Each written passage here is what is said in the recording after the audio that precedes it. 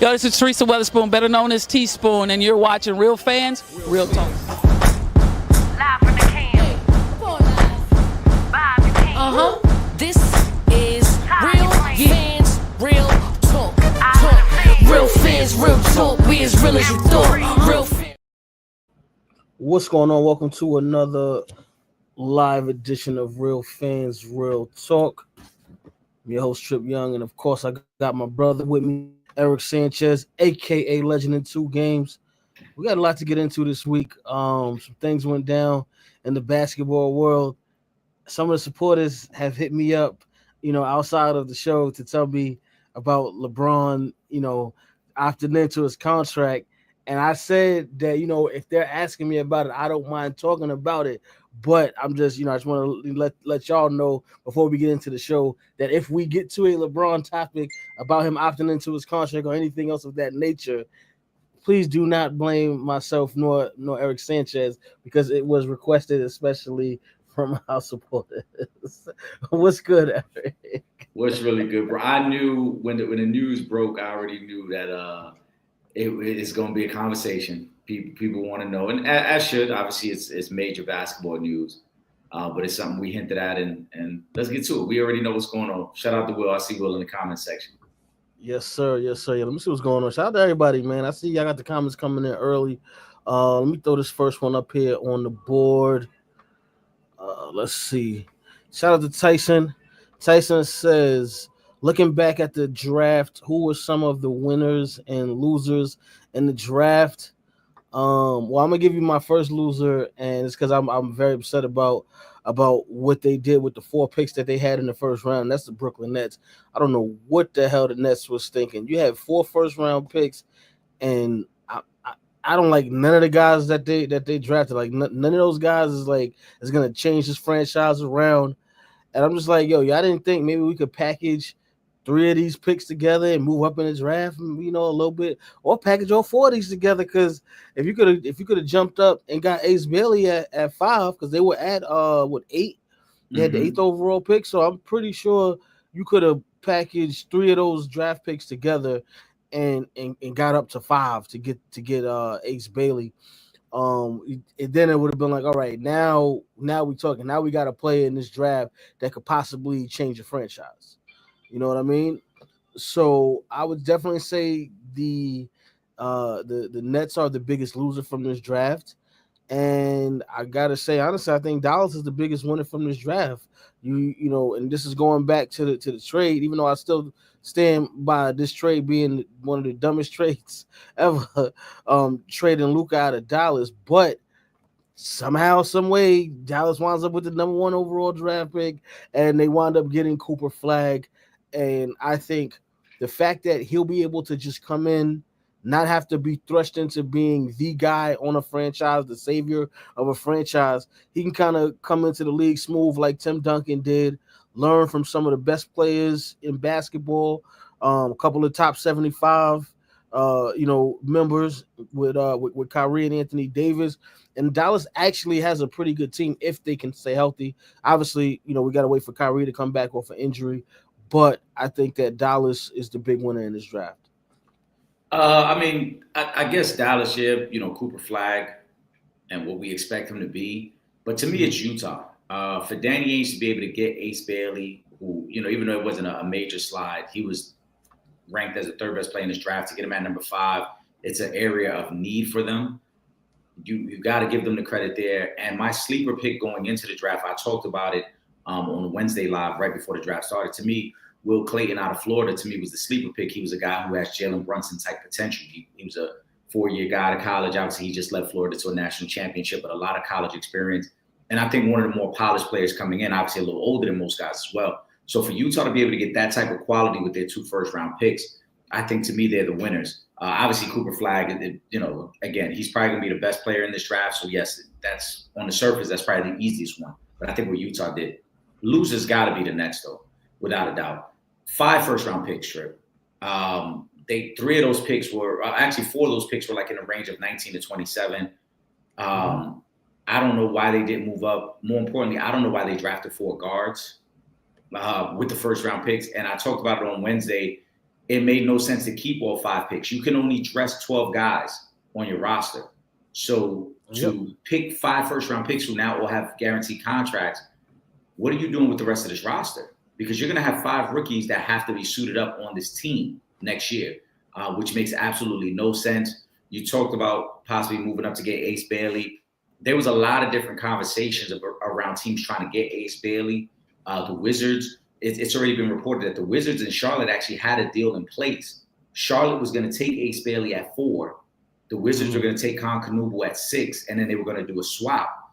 Danny Ainge heard about it, and then that's why Danny Ainge stopped fielding calls for number 5, because Danny Ainge was like, well, I want Ace Bailey. So either Charlotte's going to have to take him or I'm taking him if he's still there. And so I think that's why the Nets weren't able to get to 5, because once Utah heard about the rumors of this potential swap between Washington and Charlotte, Danny Ainge said, no, I'm not trading out of this spot. I'm keeping it, and I'm going to take Ace Bailey.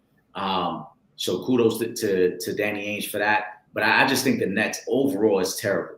Even if you could make a move up, even if you could not make a move up, you had to trade some of those picks for future assets. You cannot draft 5 first-round guys and have 5 rookies on this team. You should have traded some of that into next year's draft and try to see, hey, can we just get more assets? Can we get some veteran quality pieces that can help us win some games now? But again, 5 rookies on the roster makes absolutely no sense if you're the Brooklyn Nets. Yeah, I can't explain it, man. I was almost disappointed to put my Nets hat on the other day. Ace Bailey is wild. Then he didn't report till 2 days later. Then he gets off the plane, fake smiling like he happy.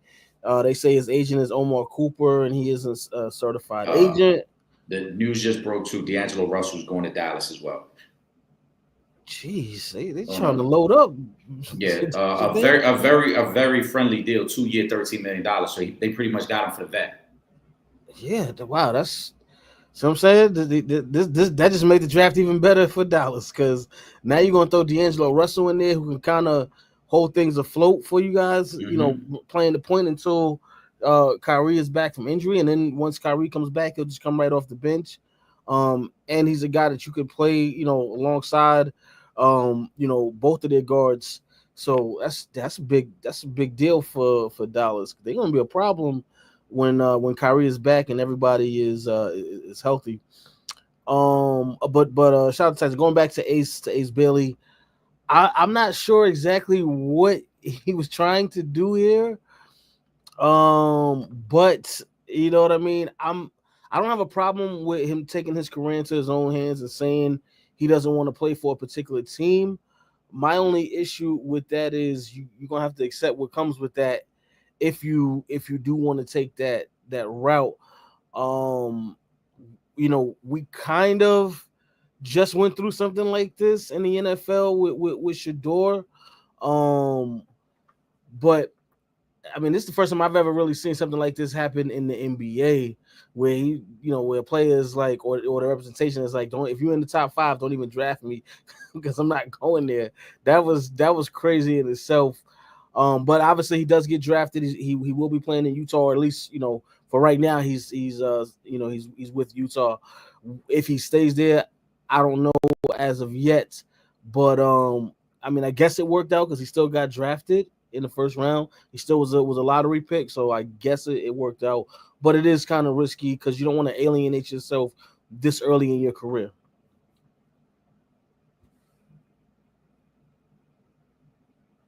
That's really what he did. I'm sorry, Trip. I was looking at the details on the D'Angelo Russell deal there. But that's really what he did. He alienated himself, but it worked out. He was still a top 5 pick. Danny Ainge, on the flip side, if the conversation is had and Ace Bailey says, hey, I really don't want to be here, Danny Ainge could always flip him. It's not out of the realm of possibility. And I can't remember a situation like this since Steve Francis. That's the one that really comes to mind, where Steve Francis let Vancouver know he had no intentions of going there or playing there. They still drafted him, and then they end up trading him to Houston that offseason. So he never officially played a game with Vancouver, even though he was drafted there. That could happen if Ace Bailey and his representation, are able to convince Danny Ainge to flip him. Danny Ainge will. Danny Ainge is one of those GMs who will look for the best move. And if Ace Bailey says, hey, I really don't want to be here, and I don't plan on really giving you maximum effort while I'm here, that's what could happen. I just think that if you're Ace Bailey in this representation, you went about this the wrong way. You put a target on this young man's back right away. And there was already a stigma around Ace Bailey and Dylan Harper because for those guys to be two guys who were projected to be, top 3 picks, Rutgers didn't have a good season. And there was a lot of talk about, the lack of maturity from both those guys from Rutgers. There was a lot of talk about, the level of selfishness from those guys. And so for him to then play it out this way kind of spoke to that it was a very selfish move of him. I'm all for taking your career in your own hands, but I think he still should have put his best foot forward in working out for teams. Now, when you meet with teams, you can always tell them, hey, this isn't my preferred destination, but I think you still should at least put that best foot forward and work out and show why you're worthy of that top 3 pick. And all you can do is hope it works out for him. This situation with the agent is very crazy, though. All the speculation is that Omar Cooper is not a certified agent. He is the dad of Sharif Cooper, who was drafted by the Hawks. They kind of did the same thing with Sharif during his draft process, where they alienated teams, and Sharif should have gone higher and ended up going into the 2nd round. There's been a lot of pictures circulating of Omar Cooper kind of, portraying himself as living the life. So it's a lot of negativity around Ace Bailey. And what we could hope, we know, listen, Trip, we talk about it a lot. Utah ain't the best place, for certain people. You did. We already know. So we maybe, he's able to just go out there, it's quiet, and just focus on balling, and none of this ever comes up again. But the next instance of him and the organization not getting along or him not playing well, it's going to circle back to this. It's going to circle back to his career started already at a rocky path with the way he alienated teams. Yep, they're going to start to create that narrative. Yeah. Shout out to Devontae Harris. He says we got another one, Trip. We got another one. It's free agent the Nets made the move. They traded for Michael Porter Jr. Well, I mean, this is happening live, guys. The Nuggets are trading Michael Porter Jr. and an unprotected pick in 2032 to the Nets for Cam Johnson. 1st round or 2nd round? Unprotected 1st round pick. Went to Denver. No. Nuggets are trading that to Brooklyn. Cam and an unprotected 1st for Michael Porter Jr. No, Michael Porter Jr. and an unprotected 2032 1st. Oh, it's going to Brooklyn. So Brooklyn. Oh, okay. For Cam Johnson. That's the way Shams is wording it here. Nuggets are trading Michael Porter Jr. unprotected 2032 1st round pick to Nets for Cam Johnson. I'm actually not mad at that. Maybe this will give Michael Porter Jr. a chance to elevate his game if because obviously he's gonna be the number 1 option in Brooklyn, and they ain't got nobody at this point except them 4 guards they just drafted in the 1st round. So I hope this is a good thing for Michael Porter Jr. because he is somebody that coming into the NBA, I thought had a much higher ceiling than what we're seeing right now. So maybe him getting to be the number 1 option will help him finally turn into that guy. We'll see. But yeah, I like that trade for the Nets. That doesn't make up for this draft, but I'm still I like that trade for the Nets. I think that's a nice little pickup, and you didn't give up much. Yeah, it doesn't make up for the draft because, like I said, I still think once they knew they couldn't make a move on draft day, they should have tried to flip some of those 1st round picks for future assets. You could have got a team that was trying to get into the late 1st round and got some future assets from them. I think which would have been a smarter play. Michael Porter Jr. needed to change the scenery. Shout out to the followers and supporters because there have been several times that people have asked why hasn't his game got to the point that we all anticipated. He had to get away from Joker and Jamal Murray. That's their team. He was going to be the 3rd option. Some nights he was the 4th option if Aaron Gordon was playing really well. Yeah. So now he gets an opportunity to be the guy. For Denver, this is something that I highlighted a few weeks ago. Denver was going to make changes, and we talked about how stacked the Western Conference is. I said one of those, Aaron Gordon, Michael Porter Jr., or Jamal Murray, one of those 3 guys was not going to be there. And now we're seeing that. Michael Porter Jr. is the guy that's gone. Cam Johnson kind of fills that role as the 4th option, probably a little bit better. Corner 3-point shooter, doesn't have the same health concerns that Michael Porter Jr. He doesn't have the same ceiling as Michael Porter Jr., but he also doesn't have the health concerns, and he probably fits that role a little bit better for them. So for Denver, I like it. I think it's a very good move. That 2032 pick, that's 7 years away, you wonder if Denver's still a competitive team because again, that's completely unprotected. So if Denver's not good in those years, then the Nets may have gotten a steal with that future draft pick. But on the surface, I think for Denver, this is a really good move. All right, so back to these Spurs now. Do you like how the Spurs are building around Wemby? I do love the Dylan Harper draft. They've added De'Aaron Fox last season. You got the Rookie of the Year. I love what I'm seeing from San Antonio. I think they still need another piece or two to really be legit contenders. That and then just a little bit of time because it's just a very, very young team, and you know what I mean. So I do, but outside of that, I love what they're doing. This is Pop doing this thing out here, making this thing happen. Yeah, I think I love what the Spurs are doing. It's not a rushed approach. You look at obviously Wemby, but you had last year's Rookie of the Year, Stephon Castle. Now you get Dylan Harper, who's a legitimate high-level scorer. I think that's going to translate to the NBA. And then you got De'Aaron Fox. So you have the pieces of a team that can be competitive. They're not a title contender yet. As we highlighted last week, the West is super tough right now. But I do think the Spurs are a playoff team, especially if Wemby's healthy. They are a playoff team. And what you're trying to build with Pop, like you said, is now let's go through some battles. Let's grow up a little bit. Again, a super young team. Stephon Castle did 1 year at UConn. You got Dylan Harper, who just did 1 year at Rutgers. So 2 of your starting five already. Both those guys are under 20. I think Wemby's only 21. So it's a very young team. With other pieces that they have on this team, they're super young. They're gonna have to take their lumps just like anybody else. But I think overall they're building in the right direction. Yep. Shout out to Ron Charles. Ron says, do you all think there will be any big free agent moves with star players? I mean, anything is possible. Obviously, we've been hearing the Giannis rumblings for the past couple of weeks. But we gotta wait and see realistically, because I don't think if Giannis is moved, I don't think it's gonna be this month. So but other than that, I don't know.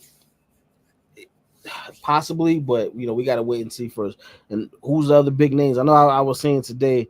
I know y'all ain't want me to say his name, but I know I even see the post where they had possible LeBron trade scenarios. Mm-hmm. So you know what I mean. Anything is possible, man. It's the business of basketball. I think there's conversations about a LeBron trade. I don't know if it's going to happen, but I have a feeling that there was some sort of conversations, and LeBron probably figured it'd probably be easier to make the trade of me than me just outright opting out and then signing somewhere. A lot of teams are very cautious of the first and second apron, so LeBron wasn't going to get anywhere near this money had he just opted out. We know that. In terms of big names, there isn't any big name free agents. Julius Randle is going to be the biggest name free agent, and obviously he already signed back with Minnesota. But the trade market is going to be very active, and we're already seeing that. I think teams are going to position themselves.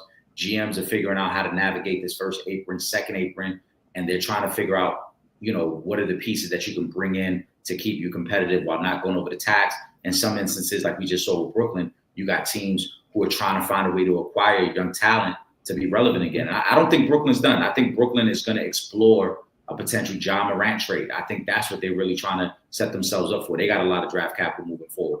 I think Oklahoma City is going to probably explore some sort of trade. Now that they've won it all, they're not close to the first apron, but they got a lot of value in Lou Dort and Isaiah Hartenstein. And you're not going to play 10, 11 guys for the next 2 or 3 years. That's just not the way the NBA works. Their depth helped them this year, but they're going to look to solidify their core around Shai Gilgeous-Alexander moving forward. So Lou Dort might be the guy they trade to try to bring in another piece and to free up that salary money.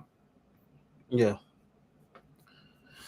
Let me pull up this next. Excuse me. Comment. Okay. All right. Well, for all of you that were looking for Jaren Jackson Jr. to join your team, it ain't gonna happen. Jaren Jackson Jr. agrees to a 5-year, $240 million extension. That when you say the number out loud, it just sounds crazy. 5 years, $240 million. Jeez, congratulations to that young brother on getting to the bag, as these young folks say. You gotta love that for him, man. I guess Memphis has decided that he's who they're going to build their future around. Now we just got to wait and see how the rest of these ships fall out. Does Ja Morant stay, or do they ship him up out of there? I'm not mad if he comes to Brooklyn. Yeah, I think Ja still gets traded. I mean, if you're Memphis, and then the West is so tough. What does running it back with Ja Morant and Jaren Jackson accomplish? Because when those two guys were your cornerstones, you haven't done anything anyway. So to just run it back does nothing for you. I think if you can go get multiple first-round picks for Ja Morant, you make the trade, you hit reset on it. Again, you've already fired your head coach. You traded away your third best player in Desmond Bane. I think you flip Ja Morant now and you live with the idea of probably being bad for the next 2 to 3 years as you build it up towards being competitive again. And in that time, you kind of let the West go through its gauntlet because, yes, OKC is the best team. But what did we say last week, Trip? Houston got very, very good very, very quickly, right? Denver's still good. Golden State's still good. The Clippers are still good. It's a lot. Minnesota's still good. There's a lot of good teams. Wemby and the Spurs are on their way up. Dallas is going to be good. There's too many good teams. Memphis, we haven't even mentioned Memphis, and we just ran off about 7 teams right there. Memphis, without a doubt, at its highest point right now, would be a playing team, which means you're not doing anything. You're not making any noise. You sign Jaren Jackson, cool. You keep him. I think you flip Ja Morant. You start rebuilding this thing around Jaren Jackson and some future pieces, and you go from there. Yeah. The good thing about their situation is that one, they also do own their own first round draft pick for next year's draft. So if you do trade Ja Morant and the team sucks, at least you got a higher, chance at getting into the top 5 in the draft for this upcoming year. And on top of that, you're not just flipping Ja Morant and not bringing back a bunch of picks. So you're going to get even more draft capital. So they could really start to rebuild around Jaren Jackson Jr., former defensive player of the year. We're gonna have to wait and see on if Ja Morant stays or goes. But congratulations to Jaren Jackson Jr. on getting that $240 million contract. Yeah, I agree. Rockets add another 3 and defense wing. I didn't want to say pause up here. Dorian Finney-Smith, 4 years, $53 million deal with the Rockets. I actually like that for the Rockets. Obviously, one of the better younger teams who just added Kevin Durant a week ago. Didn't give up much for Kevin Durant. Now you add Dorian Finney-Smith, who can shoot the 3, plays defense pretty well. Not a bad contract, 4 years, $53 million. I like it for them. They were going to need some extra help on the defensive end anyway. So I like that signing for Houston. It's an expensive insurance policy. Tari Eason is a young guy who they would love to give Dillon Brooks minutes to. But if Tari Eason can't handle that responsibility, you have Dorian Finney-Smith now who can take on those minutes. So again, it's a bit of an expensive insurance policy in case some of the young guys aren't ready. If Cam Whitmore, if Tari Eason, if those guys aren't ready to take on Dillon Brooks minutes, then you have this insurance policy. And it also gives them flexibility with their lineup. We know about Şengün as their starting 5, but there are times, because Kevin Durant is a legit 7-footer, that you can go Kevin Durant, Dorian Finney-Smith, and a bunch of other young guys and shooters on the floor and still keep the quality of defense. So he gives them flexibility. $53 million. Like I said, it may seem a little high, especially as the season goes on when you're going to see his minutes might be up and down because they have so much young talent. But it's a good insurance policy for them to have. All right, let me see. Shout out to Pooh. Pooh says, y'all heard the rumors of Knicks looking at Dawn Staley as a head coach. Could she do it? She absolutely could do it. Would the Knicks do it is the real question. Would they hire Dawn Staley, who is one of the greatest college coaches? And I'm not even talking about women's or men. I'm just saying, period, one of the greatest college coaches. What she's done in South Carolina since arriving is nothing short of amazing. National championships, Final Four appearances. She pretty much has done it all. I wouldn't mind Dawn Staley coming to the Knicks. But again, are the Knicks ready to bring on their first female head coach? That I don't know. But I actually would like to move I saw today they called Mike Brown back in for a second interview. I'm actually not a fan of them bringing Mike Brown to be the head coach. So I'd actually honestly I would prefer Don Staley over Mike Brown just to keep it a buck. But what do you think, Eric? I agree. If it's Dawn, I would be okay with that because one of the things I've continued to say is whoever comes in has to be somebody who can manage and handle the expectations of New York City, and I think Dawn Staley can do that. When you talk about somebody who was successful in her own playing career, and now the expectation she's had to manage that she's turned South Carolina into a major program. Now, New York is its own animal, it's its own beast, and you won't really know until you're there. But I think everything about her personality and demeanor shows me that she could handle that expectation. So I would be cool with it. My only question would be, what type of staff is she hiring? Because in the NBA as a head coach, one of the most important factors in being successful is who are your assistants? And that part I don't know. I don't know what her coaching tree looks like. I don't know what her network looks like to know who she would bring in. So that would be my only question. Other than that, though, I can't question her success as a head coach, and I would be okay with it. In terms of Mike Brown, I'm not a big fan of Mike Brown potentially getting the job. If it is him, as you mentioned, he's getting a second interview with the team. I know he's coached on some good staffs. He's been with some other good head coaches, but he, as his own head coach, outside of his time with LeBron, hasn't had much success. So I don't know if that's the direction I would want to go. I would probably prefer Dawn Staley over Mike Brown as well. Again, I don't want to retread. I don't want somebody who's been in multiple stops and hasn't had the level of success that we're looking for. Yeah. Well, we'll see what the Knicks do. I will be waiting to hear what they do for their head coach. Pooh also wants to know, my pop says OKC isn't assuring to win next season. He says they definitely the fave, but he thinks SGA got to develop a 3-point shot, a consistent one. But Eric, what are the Thunder you need to improve on? Eric, I'll let you answer that first. Pooh, shout out to Pooh, and shout out to your pops as well. But I mean, I think no team is a shoo-in to win the following season. As I've highlighted before, over the last 5 years, defending champs have not only failed to repeat, but they've lost in the second round. They haven't even got close to repeating. So no team is a shoo-in. It's a gauntlet. It's an 82-game season. And the NBA, I think, is so balanced right now. To win back-to-back championships would be an amazing feat for any team, especially Oklahoma City. They do need to add more three-point shooting. That was a little bit of a flaw in the Indiana series. So they got to figure that out.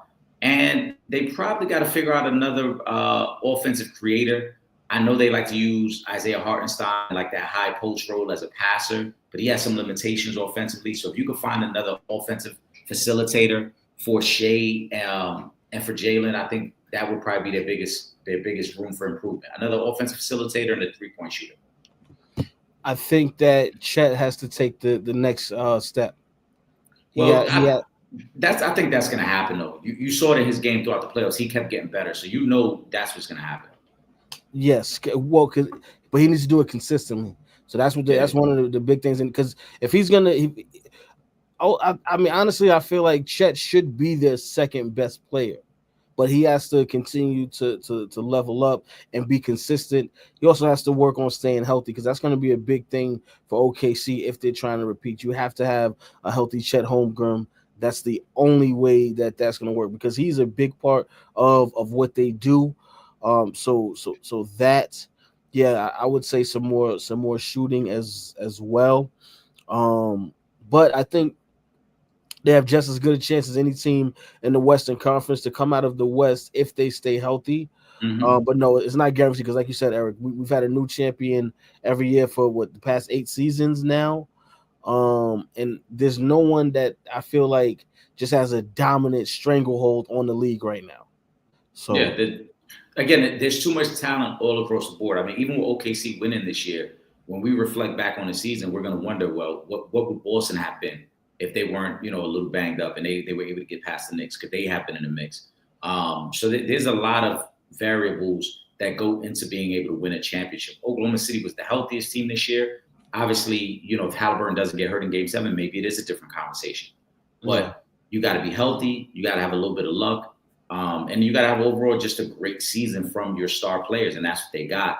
And you're right, Trip. I think Chet will be their second best player very soon. But again, health is probably the most important part of that. Can he stay healthy? Can he find a way to just be consistent game in, game out? Yeah, that's gonna be a big deal for them. Now I don't even know why we talking about this signing right here, but y'all got it in the comments. So excuse me. So we're gonna talk about it. Tyson says Jake Laravia signs a 2-year, $12 million deal with the Lakers. I don't know what that means. I don't know if that was like, is he supposed to help them? With any no disrespect to the young brother, but to the young man, excuse me.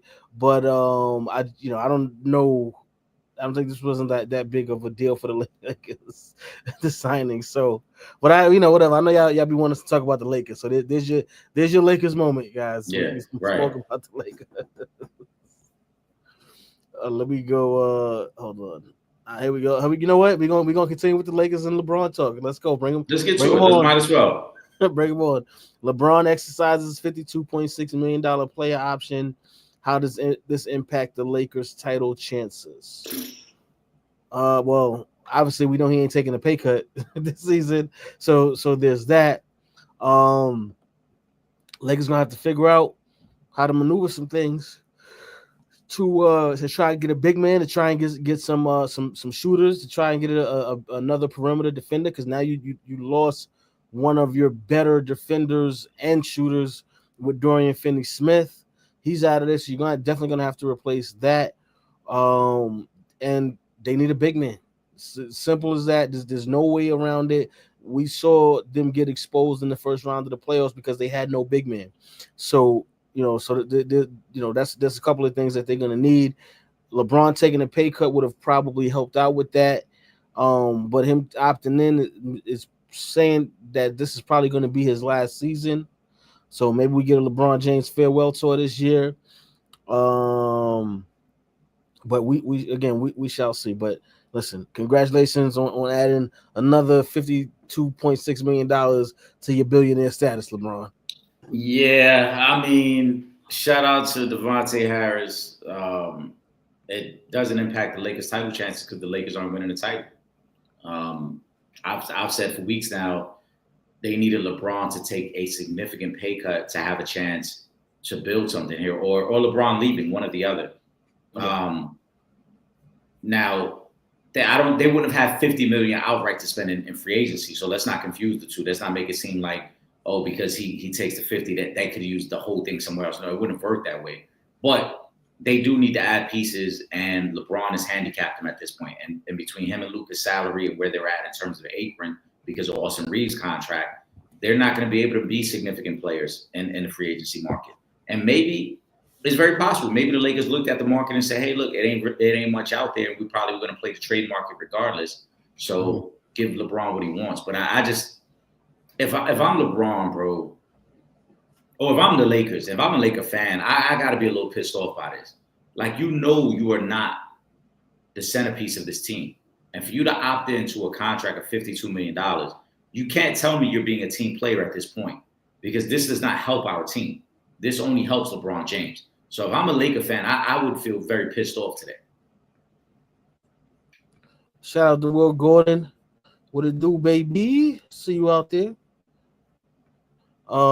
Can you all read Rich Paul's statement? Your thoughts on it? See, they ain't gonna let us stop. It's all LeBron for the next 10-15 minutes. It's gonna be all LeBron James talk. I don't have the direct quote in front of me from what Rich Paul said, but I believe it was on the lines of them wanting to win a championship, something like that. I believe that was the gist of it, because I read it on Instagram earlier today. But I mean, what is Rich Paul supposed to say? That's yeah, that's every year we want to win a championship. So yeah, that's the generic answer, basically. But, I mean, this isn't about winning a championship. There's about Bron taking as much off the table as he could take, and that's cool. I'm not mad at if that's the stance you want to take. I just, again, from the Lakers' perspective, I would be pissed off. Maybe there's a trade still in the works. Maybe Bron is opting in with the thinking of they're probably going to flip him somewhere else, because they were already rumors that, I believe. Bobby Marks on ESPN made the statement that he had called around the league and there wasn't much interest in a trade of LeBron James. I don't think that's completely true. I think if you're a team close enough to winning a championship, you might entertain the idea. But is it like all 29 of the teams are calling the Lakers for LeBron? Absolutely not. But if you're a team that you feel you're close enough, there's no way you could tell me that if the Warriors could flip Jimmy Butler and a salary filler for LeBron, they wouldn't do it. They would swap Jimmy Butler for LeBron in a heartbeat. So there are some teams that would entertain the trade if it's the right trade for them. And maybe that's why LeBron just opted in, to give him the flexibility of getting to a team that's in a better place to win. Yeah. Shout out to Scoop Hoop. He says, let's be real. And Eric will smile at this. Don't it seem like LeBron James and Rich Paul leaked shit to the media? And I'm talking to the video. Braun was at dinner with Kevin Hart, and somehow someone's got a record on here. Braun say his wife wants him to play one more year or so. Yep. Come on, even Chip know that.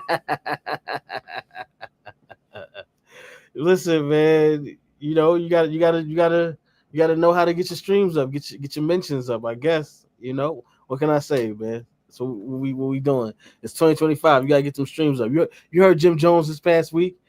You gotta get them streams.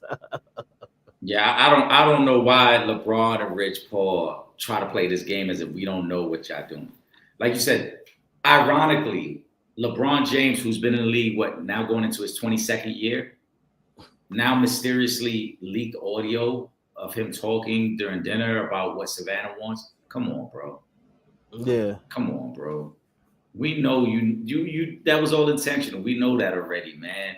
And this is the game that they love to play. And, you know, Will Gordon and I talked about this with LeBron and his platforms, and he brings a lot of yes men around him that will only co-sign the things he say, and that will only, you know, emphasize, yep, you're right, Bron. You're absolutely right and everything. This is all that's part of. Come on. Yeah. You know, that whose phone was that? Tell us that then. Whose phone was it that just happened to be recording a random conversation at the dinner table? Listen, you gotta get the mentions up. That's all I can say. Scoop Hoop, what's going on? Lonzo Ball to the Cavs. Do we like it? I mean, if this was the Lonzo Ball from 4 years ago when I actually saw him playing basketball, I would like it, because I think that would add a little bit more depth to the Cleveland roster. Another scorer, 6'5", plays defense, so I wouldn't mind it. But I don't know if Lonzo Ball can even play basketball anymore at this point. Like I don't know where he's at, because we have not seen him play. But you know, I guess we're gonna see. Hopefully, I guess this means that he's ready to go, and we'll see him playing this coming season. But I can't tell you what you're gonna get. If he's healthy, it's a great move. It gives them another playmaker, great defender, a guy who throughout his career was improving as a three-point shooter. And like I said, gives him versatility in the lineup because he's a 6'5" guard. But that's the key. If he's healthy, this is going to be one of the steals of the offseason. Trust me, because Lonzo Ball fits them very perfectly with what he does defensively and offensively. But that's, you know, are we going to get 4 consistent months of him being healthy? You know, or is he going to be a guy who they got to ease into it, and maybe the first couple months of the season he's not playing much, and they hope to get him right for the second half of the season? All those things could hurt the Cavs. And this could be part of a bigger move for them, because if they do think he's healthy, do they entertain the idea of trading Darius Garland? Because Lonzo Ball is a starting caliber point guard in the NBA, again, if he's healthy. And if the Cavs medical staff thinks he's healthy, they could be dangling Darius Garland in a trade. Shout out to Imani. Hold on, let me pull her first comment up here. Shout out to Imani. She says, "Hey fellas, I'm taping this while I'm frying some chicken. So y'all have a good show. I'll come back and watch the replay." Imani, love you. Appreciate you always supporting us. Let me go to her question now. Nah, it needs to be said, Trip. Imani, we're gonna report your page, because this is the second time you talked about a meal, and you ain't offered to send nothing over. You ain't send no pics. You ain't provide no pics of the meal, nothing. We're gonna start reporting your page anonymously, of course. You know what? Yeah, we didn't need to know if you could really get down in the kitchen, Imani. Right. So you got to send us a picture of that plate when it's done, so we can see what's going on. You're not slick. You out here leaking information the way Bron's team be leaking information. You're not slick. That's a fact. No, but Imani says Duke got 4 or 5 players drafted They're still an NBA machine. Yeah, I mean, it's still Duke, man. I know Coach K ain't there, but the legend is there already. You know, Duke is still a place you want to go play basketball at the collegiate level. It's still one of the top schools. Obviously, we know all of these NIL deals are leveling the playing fields, but Duke is always going to be Duke the same way Alabama is always going to get star players to come, Georgia, schools like that, North Carolina, all of these top schools, they're still going to get the big names, even with those NIL deals, coming into play now. But yeah, so yeah, it's Duke, man, Blue Devils. Yeah, I agree. They're the blue bloods of college basketball for a reason. And they got another great recruiting class coming in, and next year they'll probably have 2 or 3 more guys going to draft class. That's just what it is. Yeah. Let me see here. Okay, this is Hoopball School talking about we spoke about the D'Lo trade. It says D'Lo is expected to sign a 2-year deal with the Mavs. A good pickup. Kai's out for a few months, and we said yes, it was a good pickup for them on a very, very team friendly contract. Super team friendly. 2 years, $13 million. I love the move. D'Angelo Russell, as of late, he's played with other stars, so he understands that role. He'll come in and still play that role now. Like I said, when Kai comes back, now you strengthen your bench with a veteran point guard like D'Lo coming off the bench for to give you that solid 15 to 20 minutes a night if necessary. Exactly. Cameron Key, what's going on? Houston Rockets on paper. Whoa, Finney Smith, a solid pickup. Yes, it is a solid pickup. It's a great pickup, yeah. That's another piece to that puzzle. Let's see what they do, man. I think they're going to finish top 4 in the Western Conference, especially now that they have Kevin Durant if he's healthy. Yeah, I think they've got all the makings of a team that can compete for a championship next year. They got their guy in Kevin Durant. They kept all their young pieces. They got a great supporting cast. You got a rising all-star in Şengün. You got a great coach. Now they're just working on building more on that depth, and that's what Finney Smith does. Like I said earlier, a great insurance policy for them if some of those young guys aren't ready for this moment. And Ty Jerome, 3-year, $28 million deal with Memphis. Eric, I don't know. It's looking like the writing is on the wall. They bringing over point guards, so the writing might be on the wall for John Moran. That might be the superstar trade. When that comment that came up earlier today, that might be the superstar trade that we see go down first. Yeah, Ty Jerome maximized the season he had last year. He was a 6-man candidate. He did not play well in the playoffs. I'm a little shocked Memphis would make that type of investment for a guy who's going to come off your bench, especially like I said, Memphis, they got some holes to fill. They got to figure out who's going to be their shooter now that Desmond Bane is gone. So to make that type of investment with Ty Jerome is a little iffy. But again, maybe this is the moves that you make around the big move that you're eventually going to make. Yeah. Y'all think Dylan Harper is that good? I guess he hasn't wowed me, but I'm not an NBA scout. I always say I give guys 3 years anyway coming into the league before I really make an assessment on them. I think that's enough time to really give a good evaluation of a player. But based off of what I've seen, I think he is going to be good at this next level. The other part to that is he's been added to a really good young San Antonio Spurs team who have a lot of great minds within the organization, starting with Popovich at the GM position. And I don't think he's finished with that roster. I think he's going to make another move or two to really try to put these guys and make them, not only legitimate playoff contenders, but, on the ladder going into, we can actually compete for a title. Dylan Harper, I mean, it's tough to grade him off that 1 year because young guys at Rutgers looking to get their own shots off. There wasn't any leadership really there. Dylan Harper and Ace Bailey were both just trying to improve their draft stock throughout the season. So to say, or the question, is he that good? We're going to find out now. Now that he's at the NBA level with a little bit more leadership and a little bit more structure, a lot more structure, not a little bit, a lot more. With Popovich, we're going to find out. I think he's very good. I think he's very talented, and I think his game is going to translate well to the next level because now you're going to see him in an actual offense. You're going to see him play with structure, and you're going to see him play next to guys who can kind of like elevate his game. I think De'Aaron Fox is going to elevate his game. I think Wemby is going to elevate his game, right? Stephon Castle, I think all these guys that are already there are going to help elevate his game. So the things that he does well, he's going to get even better at now. So I do think he's going to be very good at the next level. Yeah, I agree. Ron Charles says Caitlin Clark has the most votes in WNBA history with 1.293526 million. Surprised she broke the record? No. She's the most popular player in women's basketball. Why would I be surprised at that?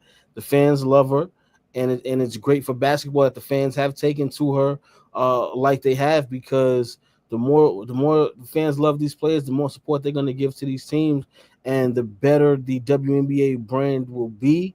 Congratulations to Caitlin Clark. I do love this for her. We can't be surprised. She is the most popular player probably in league history.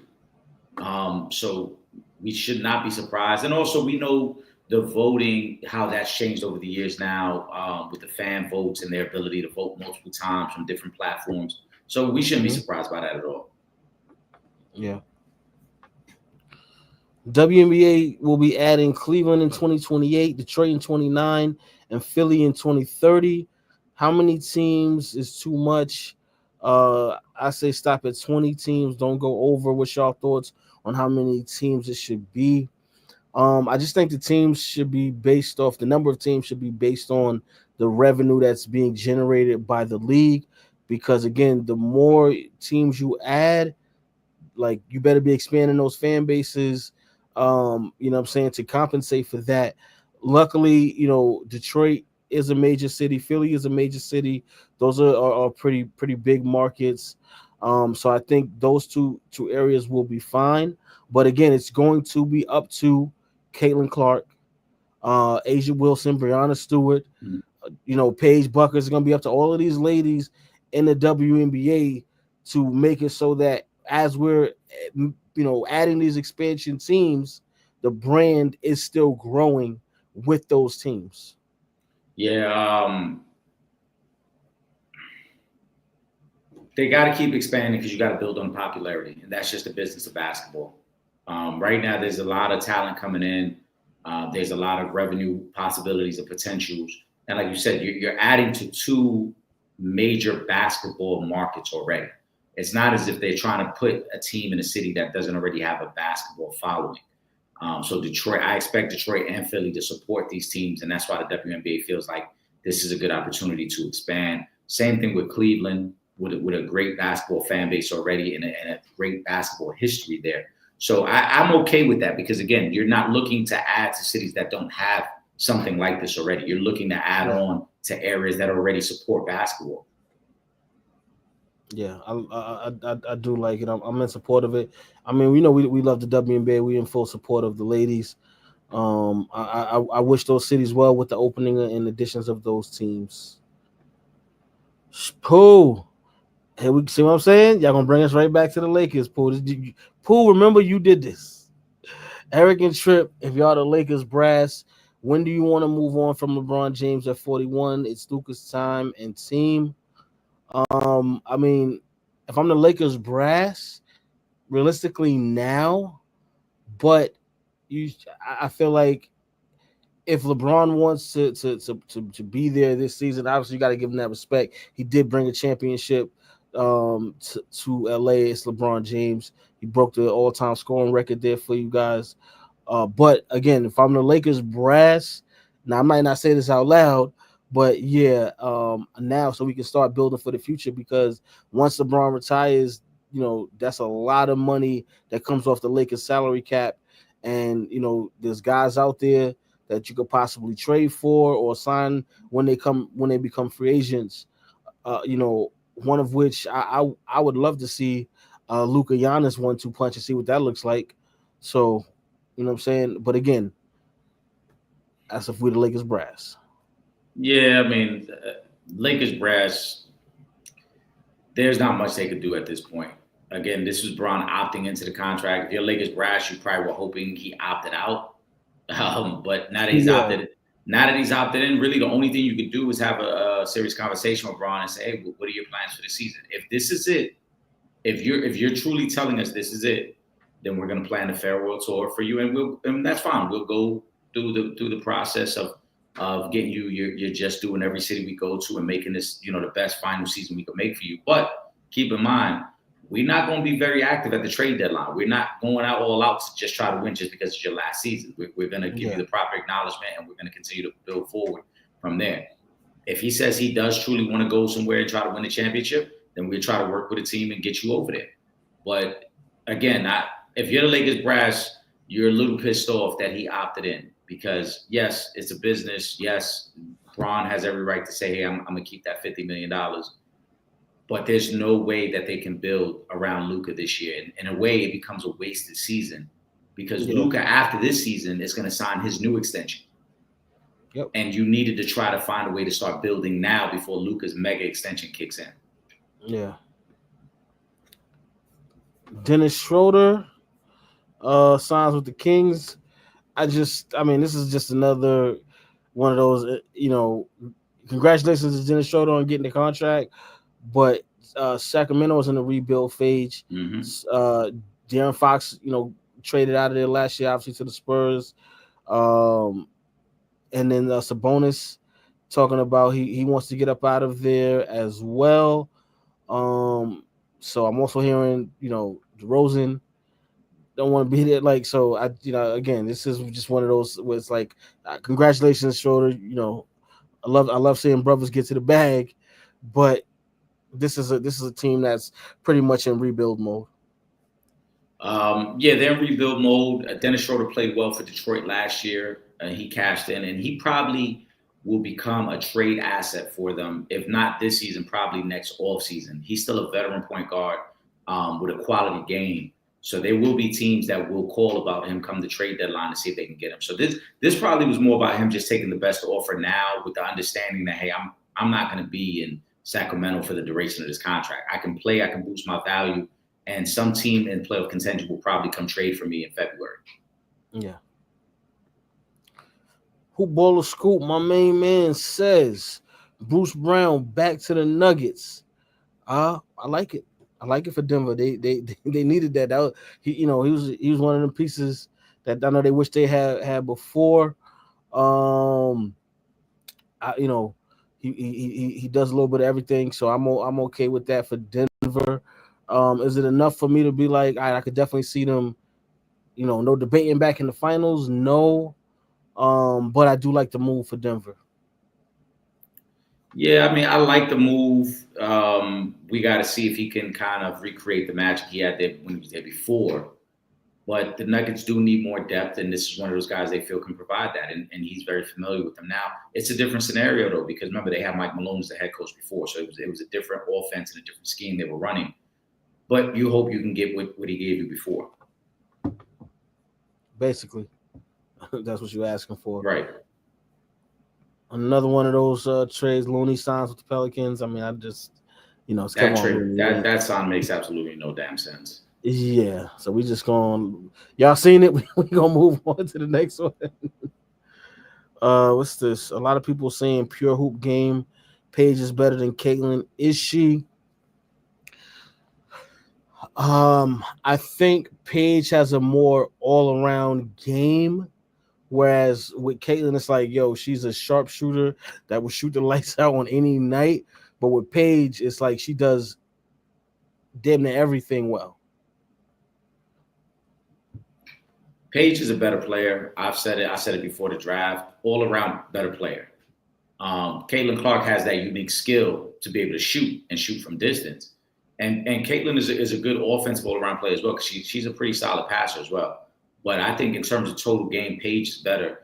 Better defensive player, better distributor. I think she can get to different spots on the court easier than Caitlin Clark can. I like Paige Buckers as an overall player better than Caitlin Clark. Oh, this for Will. Come on, man. Could you answer your questions, please, bro? Somebody set up a question here for you. They want to know your thoughts on free agency. Will, Will, you got to get back up here, man. You playing games, bro. Okay, here we go, Eric. Devontae Harris says, "What do y'all Knicks need to do?" Besides hire a head coach. Well, I mean, that's the most important thing. The most pressing issue right now is hire a coach. I think everything else kind of trickles down after that, but they definitely need to hire a head coach because right now we're in the midst of free agency, and y'all don't even have a coach to say, all right, this is what we're gonna be doing. You know what I'm saying? This is how things are gonna go next season. You can't even really talk to the players too tough because you ain't got a head coach. So what's the game plan for next year? The only thing that we do know if you're a Knicks fan is that the East is wide open and you guys are the healthiest team. But outside of that, I don't know what's going on with the Knicks right now. Well, I think in terms of the head coach, that decision is probably going to come down within, I would say, I would probably expect the news to break by 4th of July weekend. Because you consider Summer League is starting in 2 weeks. You got to have a head coach and you got to have a philosophy within an organization going into Summer League. Even though the head coach won't be the one coaching at Summer League, there's still a philosophy that you want to carry in the Summer League for your developmental guys. So you got to have that coach from that standpoint. I expect that news to break this week. So remember, you heard it first. By this weekend, the Knicks are going to announce it. In terms of what they need, it's very obvious and it's very simple. The Knicks need a veteran guard who can come off their bench. I think Malcolm Brogdon is the perfect fit. And then I think they could use one more shooter off their bench. Depth is really what the Knicks need. In terms of a starting five, it's a very good starting five. Whether you want to start Josh Hart or move him to the bench and start Mitchell Robinson, however you want to go, it's a pretty good starting five. You got Josh Hart coming off your bench. You got Miles McBride coming off your bench. If you can add a veteran point guard like a Malcolm Brogdon, and if you can add one more shooter, then I think you have the makings of a very well-rounded team. Let me ask you this, Eric. If you're the Knicks and the Lakers come to you with a LeBron trade, do you consider it? The only real trade that could be made if LeBron, again, because we're talking about $52 million, is either you're trading him for Cat, who's right at around $54 million, or you're trading him for some combination of two of these three guys. It's either got to be Mitch, OG, or Bridges. It would have to be some mix of those guys. I would say no. Okay, so if they ask you for OG and Mikal Bridges, you say no? Yeah, I'm saying no. Okay. Because one, Braun doesn't give us the spacing we need. Because now you got Braun. First of all, if you're going to go to starting five of Mitchell Robinson, Karl-Anthony Towns, LeBron James, Josh Hart, and Jalen Brunson, Hart is not a three-point shooter. Braun, he's a better three-point shooter now than he's been at most of his career, but he's not a threat where teams would be worried about him standing out there. And Mitchell Robinson is limited offensively. So where's your spacing at this point? You wouldn't have enough spacing. It just would make no sense for the Knicks. Like I said, if you trade him for Karl-Anthony Towns, it still doesn't make sense because if I was going to trade Karl-Anthony Towns for LeBron, why wouldn't I trade Karl-Anthony Towns for Kevin Durant? Yeah. I could have just got Kevin Durant and at least given myself a little bit a younger player. Granted, he's 37 compared to 41, but a player that's a little bit younger that at least maximizes the opportunity. At this point with LeBron, with the Knicks, it makes no sense. To me, the team that makes the most sense for LeBron James, and I hate we're doing this because I know I'm waiting for the comment to drop, Trip. You know somebody's going to put the comment that we're talking about LeBron. The one that makes the most sense is if Jimmy Butler gets traded to the Lakers for LeBron James and let LeBron and Steph play a season together and end it that way. All right. Scoop Hoop says, Warriors are looking at Al Horford. Would he be a good fit? They need a Lopez or Ayton type center. To me, they don't want to get too old. Well, first of all, we're going to talk about that in a second. Brook Lopez signed with the Clippers, so they won't be getting Brook Lopez. I don't know why. And again, I'm saying this respectfully because Al Horford has had an amazing career. But if you're the Golden State Warriors, you're already one of the oldest teams in basketball, and then you're going to add one of the oldest players in the league who, it wasn't like Al Horford was out here going crazy last season, where it was like, all right, you know what? Now we got to bring Al Horford in. If we basing this off of his career and what he did, yeah, that would be great. But right now, at this point in Al Horford's career, you're already one of the oldest teams in basketball. He might be the oldest player in basketball. I just don't like it for Golden State. Now, out of the guys that you have up here, DeAndre Ayton, if I'm Golden State, I look at DeAndre Ayton and see if we could bring him over, because now you got a 7-footer. You don't need him to put up 25 a night. You don't even need him to put up 20 a night, because you got that man named Steph Curry out there. You also have Jimmy Butler. You got Draymond. DeAndre is somebody you can get the lob. You can run and gun with him. He plays a little bit of defense. So if I'm Golden State and I'm trying to bring in a big, I'm looking at DeAndre Ayton. I'm not looking at Al Horford.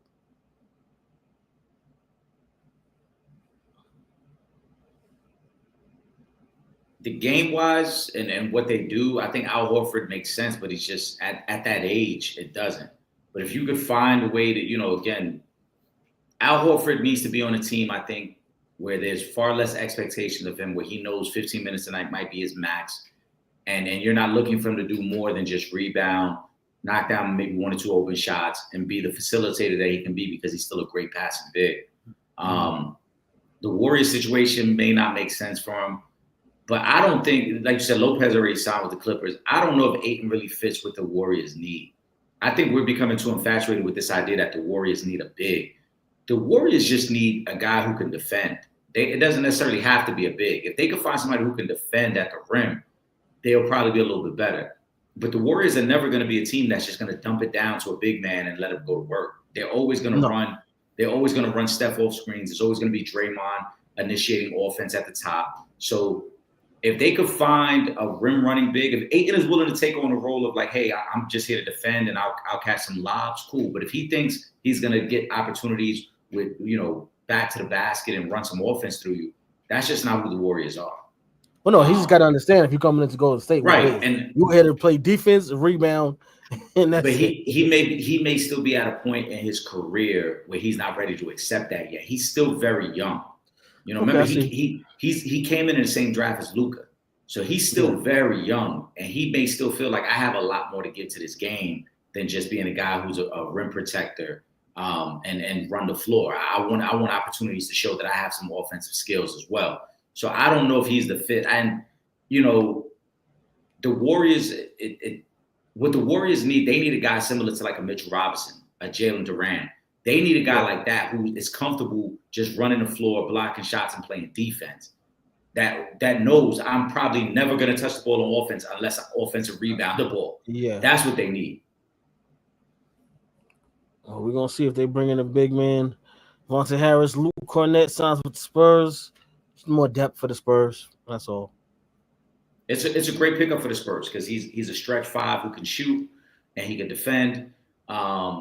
He had moments with the Celtics, like I said, but in limited minutes, and it's going to be the same thing with the Spurs. It's more of an insurance policy and an opportunity that when you send Wemby to the bench, you still have a defensive presence out there. Yeah. Cameron Key says, "What does Minnie need to improve on? Shooting." Maybe a little bit more depth at the guard position. If I, just to name a few, because obviously, you got Anthony Edwards there, who's your superstar franchise player. They got rebounding. They do play defense. So I think shooting. They need more shooting, and like I said, a little bit more depth at the guard position.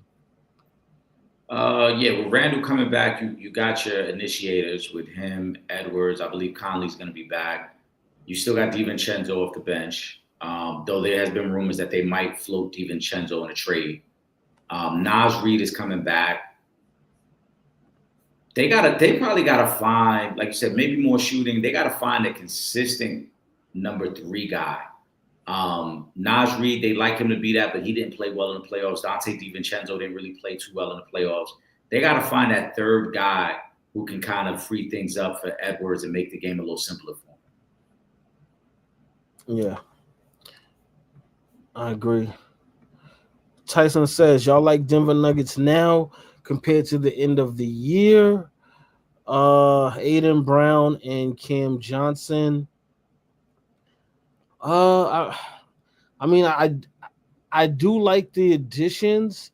However, Michael Porter is your third scorer, so I just want to see who's going to step up and help and fill that role because they are going to need to put some points on the board.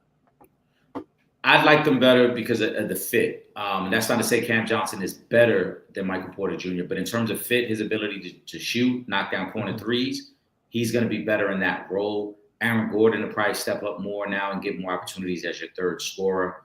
So I do like the makeup of their team a little bit better than where they were at the end of the season, where we were very unsure about what Michael Porter Jr. role was going to be and why he was so inconsistent. Yeah. Scoop Hoop says, Knicks, y'all gonna make some kind of move. I would like to know that as well if they are. But again, I think the focus right now for the Knicks is bringing in the head coach. You gotta have a ringmaster for the circuit. Yeah, I don't think the Knicks were never going to be major players in free agency. That's not where they stood right now because they're just under the second apron. So they were trying to avoid, the crazy tax. They were going to always kind of wait and see how the market played out before making a move anyway. So they weren't, and we're and this is also one of the things I talked about with the head coach and stuff. Like they got to make the announcement, I think, this week. Prior to this week, it was no big deal because they didn't have a first round pick anyway. So you didn't need a head coach on the books. But now that we're getting closer to Summer League, they definitely got to make a decision pretty quickly so that they can figure out the direction they want to go with the development of their younger guys. Exactly. Tyson says Chris Paul is deciding between the Clippers and the Suns. Who should he pick? Honestly, I think depending on how the roster shapes out, I think he may have a better chance at competing for a title with the Clippers than I do with the Suns. Even though I know he was a part of that team that they got to the finals, but that team was a lot different than the Phoenix team now. So I'd have to say the Clippers. I like what I saw from the Clippers last year. I think Chris Paul could be a nice little addition coming off the bench for the Clippers. If those are the option, I think it's the Clippers. Clippers got a much better roster. The Clippers also have a little bit of flexibility because they can move Norman Powell's contract to add another piece to that team if they want to. Yeah. So I think and there's way too much uncertainty with Phoenix because I don't even know if Devin Booker wants to be there. So if you're Chris Paul, it's like, why do I want to come to this situation? Bradley Beal is unhappy. Yes, it's a toxic situation. The ownership, they don't seem to know what they're doing. Somehow they traded Kevin Durant and still have added more money onto the books. Like they're looking at almost a $400 million tax hit this season. It's ridiculous what the organization is doing. Yeah, it's ridiculous what they're doing. So I think the Clippers just head coaching situation is better. The structure of the team is overall better. Go there, and you had a good time with the Clippers when you were there previously. Yeah, and he can go there. That's why I think he had some of his best years with them. So right. Shout out to Janetta Johnson. She says, so is there any rumors of Giannis wants out? I mean, it's just rumors. That's it. I ain't nothing official though. But we hear rumors all the time. Doesn't mean guys are going to be on the move. But I do think at some point Giannis will be on the move. I think it's rumors. Obviously, whenever you hear a player and the team have sat down to discuss his future, which we heard right after the season, the rumblings are going to start. We've seen the frustration from Giannis the last couple of years getting bumped early. The trade, I don't think the trade is going to happen right now. This is a trade I think that happens during the season because right now with so much uncertainty in the East, as we talked about, really the only two healthy teams right now, the Cavs and the Knicks. And there's rumors that Darius Garland is more hurt than they talked about at the end of last season, and he still hasn't resumed basketball activities yet. Yeah. If you're Milwaukee, Giannis is still the best player in the East. So you might try to see if maybe you can hang around the first half of the season and be a high playoff contender and see if maybe when you get Dame back, you can make a run at it. But I don't think any trade happens until probably, All-Star weekend. Mm-hmm. Brooke Lopez signed with the Clippers. We spoke about that a little earlier. I like the move for the Clippers. Nice veteran, big man. He's probably gonna wind up coming off the bench because I know Zubac is out there. Yeah. But he can stretch the floor. He does play defense. So I'm not mad at that. So now they bring over him and Chris Paul. That's nice. They got a nice little bit of depth there on the roster. Yeah, that's all it is. It's an insurance policy. You know that Zubac is the guy. Zubac had a great season last year, and you expect him to continue to develop. He's still young as well. This is more about insurance. This gives you another guy off your bench so that you can kind of run the same type of offense again. He's a pick and pop guy now. He's a great defensive big, but he's limited. He's in his late 30s, so it's a good insurance policy. Yeah. And Clint Capella back with the Rockets. I think that's another good move for Houston to have him coming off your bench. We know he rebounds. We know he plays defense. We know you can toss that lob up and he's gonna come down with it. I love that for Houston. I really like the moves that they're making. They're putting themselves in a position to be legitimate title contenders this season. Yeah, I mean, this is about them. Like I said, now that they got Kevin Durant, they're saying, look, let's fill out this roster and let's bring in guys who are ready to win right now. Clint Capella had a great run with the Rockets previously, so he knows what that city's about. And Ime Udoka, these are the type of guys he likes, tough, defensive-minded guys. Şengün is the starter there, so Şengün is going to get a majority of the minutes. But Clint Capella with the second unit will get some opportunities. Facts. We're going to take this last comment from Will Gordon, and we're going to get into the final thoughts segment. Will says, I think D'Lo to Dallas is quietly the most significant free agent signing, a versatile vet guard with decent. Oh my goodness! Thank God. That can take some pressure off his back. Yeah, my man said decent size to take pressure off his backcourt mates. Pause again. I don't know where you're going with this, brother, but yeah. All right. So back to the comment though. Yes, D'Lo signing. I think that was a big free agent move. I think the only team right now, honestly, that I feel like has done better than them so far in free agency is probably Houston. With the because those additions, the Finney-Smith, Capella, those are actually really big additions. You know what I'm saying? For them not to be star players, those are some really big additions for the Houston Rockets. I think they are, when we see them this season, if everybody's healthy, we're going to be talking about, this is a team that can make it to the Western Conference Finals. Yeah. This is a really good move for Dallas. And as you said, it's crazy to think, how quickly this thing has changed for Dallas and how they've reshaped this roster really off of that one trade of Luka. And now you add D'Lo. Mm-hmm. If they don't move off of one of those big men, I think they will. But if they don't, Gafford or Lively, you're talking about D'Lo having a rim running big with him. That could be a pretty nice pick and roll from your bench as well. With D'Angelo Russell and Lively rolling to the rim because you already know Flag and AD is starting at the 4 and 5. So one of those those bigs are going to the bench, and now you have something. Now you have more depth, and I think if you're Dallas, I agree with Will. This is a very significant move in the West, and now we might be talking about if Cooper Flag is anything close to what we think. OKC is the best team in the West, but Houston and Dallas, there's going to be a real fight for that number 2 spot between those two teams in the West this year. Absolutely. Eric, give us a final thought. Oh, man, as always, shout out to all the supporters. We greatly appreciate you guys. Again, you guys were magnificent tonight in the comment section. We're back live on Wednesday, 7:30 p.m. You guys been rocking me over there on the Sanchez Show. Continue to support. I greatly appreciate that as well. Shout out, since we got Will Gordon up, shout out to Will Gordon. He won't be on the show Wednesday, but happy birthday to his son. His son's birthday is coming up on Wednesday, so you guys make sure you wish him a happy birthday, man. Show little man some love. Yes, sir. Yes, sir. Again, always much love to the supporters. Shout out to Paige as well. That's my final thought. It's gonna be shout out to Paige on making it and being named the All-Star Game starter. You gotta love that for Paige Buckers, man. Congratulations. She has definitely shown up and shown out in her rookie season. And it's no slight being named the starter as a rookie. So much love and respect to Paige Buckers. With that being said, Make sure you guys are following us on all our social media, Instagram, Twitter at Real Fan Talk, Facebook.com/Real Fans Real Talk. And of course, subscribe to that YouTube channel, YouTube.com/For the Fans Productions.